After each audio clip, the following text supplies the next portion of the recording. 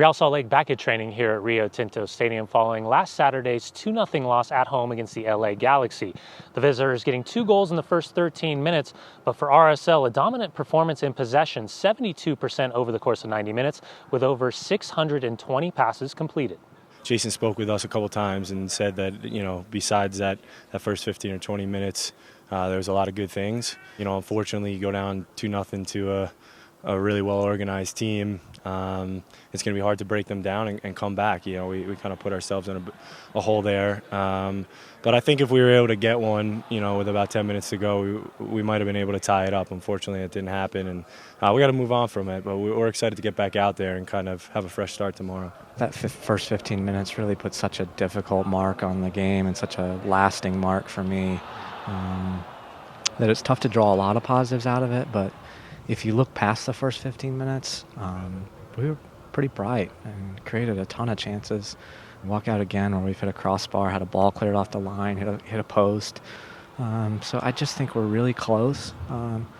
But for whatever reason, we haven't been able to put away our chances. And I think that's the difference right now. If we can put away our chances, then we're going to feel a lot better about ourselves. Because I think if one chance goes in against LA, then the next one's right behind it. Because we just had so much momentum at that point. But unfortunately, it just hasn't happened for us yet.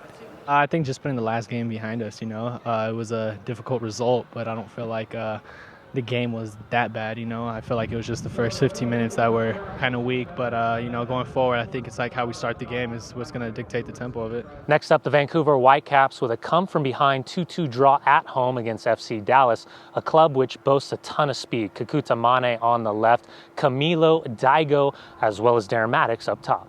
It's going to be a tough challenge for us. We know how much speed they have up top, and they usually like to play with wingers, and all their wingers they have different options are very hard to deal with. And so the best way to play against that is to have the ball. So hopefully we can keep possession in their half and kind of keep them away from our goal. And I'm sure there's going to be some times where they get at us a little bit, and we just got to do a good job of slowing them down and limiting their chances. It makes it difficult that they're dynamic. They've got a lot of good attacking players, but we have a game plan for whichever formation they come out in. We know where, based on what they play and who plays, where we can expose them, where we need to be sharp.